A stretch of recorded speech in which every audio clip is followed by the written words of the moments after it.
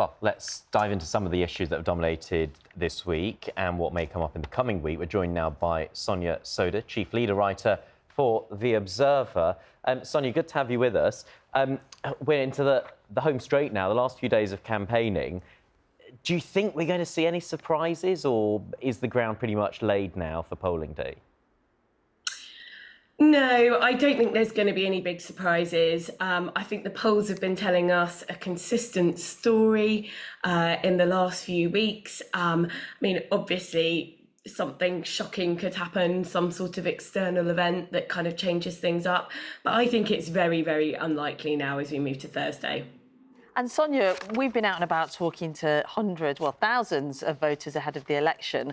One of the criticisms from the electorate is that the tone of this campaign, the tone of the debate has been quite off-putting. And even this morning, as we head into the final straight, that's what the party leaders are doing. They're attacking each other. It seems like a strange strategy. Yeah, I mean, I think you're always going to there's always an extent to which parties are going to attack each other as well as present sort of a positive vision going into a general election campaign. That's sort of part of politics, but I completely understand where voters are coming from. And I think actually, the Labour Party is really trying to put out, say, this is what we want to achieve for the country. Here are our 5 missions. They've got important missions, for example, around the NHS, around economic growth, around children's opportunities at schools. But when you look at what the Conservatives are doing, this is something that often happens, I think, when you've been in government for 14 years, and it's been a very tough 14 years. Actually, Rishi Sunak's main message seems to be don't vote Labour because they'd be bad for the country, rather than talking about what he would do for the country. So I think particularly from the Conservatives, there has been quite a negative style of campaigning. OK, Sonia, we're just going to bring in Tim Montgomerie, the founder of Conservative Home, who joins us now. Tim, one of the interesting developments in the last sort of 12 hours or so has been the Sunday Times throwing its weight behind Labour for the first time in almost 20 years. How does that matter in this day and age anymore? I don't think it matters a great deal anymore because, as we all know, newspapers aren't read as well as they were. And I think people are much more, people used to vote how their parents voted, for example, or they were influenced more by newspapers. So, but I don't think it's another piece of bad news for my party. My former editor, John Witherow, he edited the Sunday Times throughout all of the Blair years, and the Sunday Times never even endorsed Labour then. So the fact that it's given up on the Tories, and I think it is much more of a giving up on the Tories. It's decided really the Tories have forfeited the right to power. It won't have boosted morale in Tory HQ. Let's put it that way. And Sonia, Tim's right, isn't it? It's not exactly a ringing endorsement. The criticism is that there's been a conspiracy of silence over stretched public finances. Neither leader has engaged meaningfully with the public. Yes, there's been television debates, but both parties have run a sealed campaign punctuated by stage photo opportunities. Do you feel like we've had a really good grasp of what Labour are offering? I think we do have some good information about what Labour are offering. So what they've got are these 5 broader missions, and some of them are really ambitious.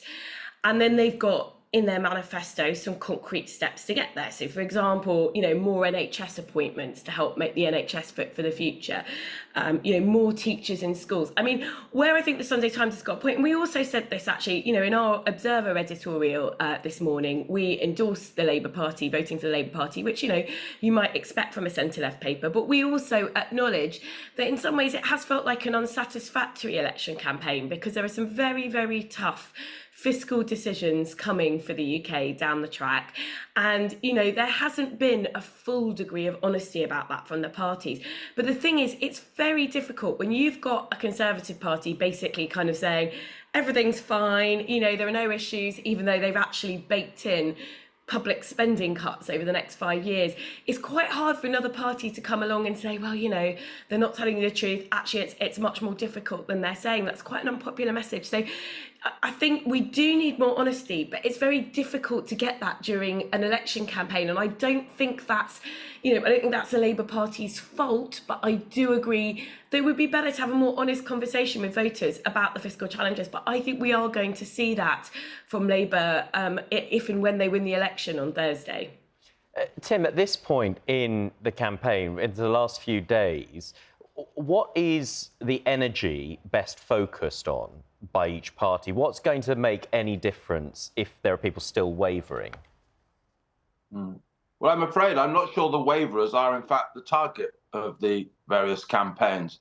What I think has been the biggest change in politics, really, over the last 25 or 30 years, and it came from America, as lots of some of the worst trends in politics do, was that political parties have worked out the best way of spending their money is to turn people who are sort of naturally or usually conservative or naturally or usually Labour to actually turn out to vote. It's much harder, much more expensive, if you want to talk about it in financial terms, to persuade people who are wavering from one party to turn to another. And I think that's partly why we've got the political culture that you were talking to Sonia about. It's not now a culture really where the politicians are trying to persuade open-minded people. It's a culture where they're trying to get their own people energized. And that's why the Tories talk about immigration. It's why Labour talk about the NHS. And it's probably not the most sort of edifying election campaign, but that's what will happen in the last few days. It will be getting direct mail, getting leaflets out to people you already know, social media to people you already know are likely or is open to vote for you. Yeah, and our sense, well, heading out and about, is that turnout might be one of the issues we're all discussing on Friday morning. Sonia, Sodha and Tim Montgomerie, thank you very much. And Sonia, we enjoy looking at your plants in the background. We're a bit worried about the fern on your island. Oh yeah, it is. It's seen better days. I'm trying to bring it back to life. Maybe post-election, it'll have some TLC. Thank you both.